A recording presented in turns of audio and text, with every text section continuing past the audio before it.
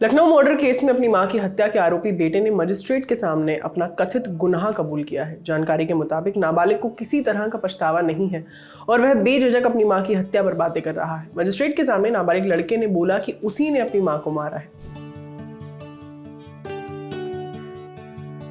आज तक के आशीष श्रीवास्तव की रिपोर्ट के मुताबिक मजिस्ट्रेट के सामने मां की हत्या के आरोपी नाबालिग लड़के ने कहा, हाँ मैं अपनी मां को गोली मार कर आया हूं। उसने ये भी बोला कि ज्यादा से ज्यादा फांसी होगी जिसके लिए वो तैयार है।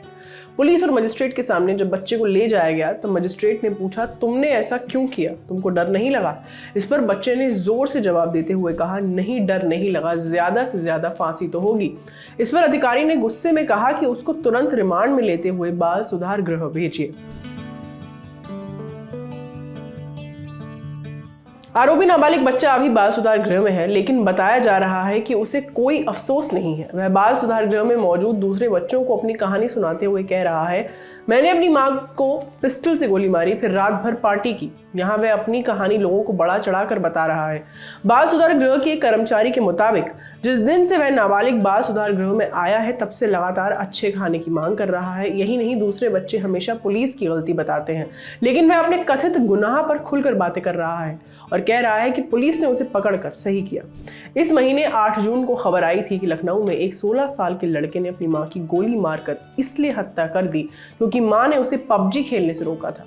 पुलिस ने तब कहा था कि लड़के को पबजी की लत थी और उसकी मां उसे पबजी खेलने से रोकती थी, जिसके कारण उसने अपने पिता की पिस्तौल से घटना को अंजाम दिया। आज तक की रिपोर्ट के मुताबिक लड़के ने माना कि उसने अपनी मां की लाश ठिकाने लगाने के लिए अपने एक दोस्त से मदद मांगी थी। दोस्त के मना करने पर आरोपी ने गन पॉइंट पर उसको धमकाया भी था।